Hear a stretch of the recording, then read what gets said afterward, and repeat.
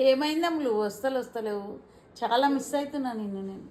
అమ్మమ్మ నాకు అసలు ఎక్కడ గుర్తుందమ్మమ్మ. రేపు పొద్దున్న స్పిన్నింగ్ ఉంది, మళ్ళీ మధ్యాహ్నం ఏమో నాన్న డ్రాయింగ్ వేసిస్తున్నాడు, మళ్ళీ సాయంత్రం ఏమో మా ఫ్రెండ్ నేను ఆడుకుంటున్నా. నాకు అసలు ఎక్కడ కుదురుతున్నామమ్మ.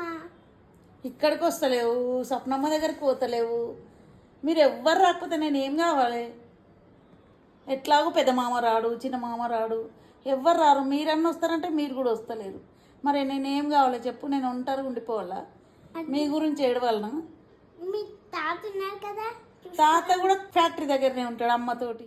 నువ్వేం కంగారు పడకు, నేను నీ దగ్గరకు వచ్చేసి నీతో మాట్లాడి వచ్చేసి వెళ్ళిపోతా.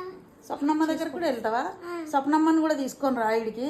స్వప్నమ్మ కూడా రానే రాదు ఇడికి, సరేనా? అబ్బో నీ బ్రాస్లెట్ బాగున్నాయి రోయ్. ఎక్కడ ఇవి?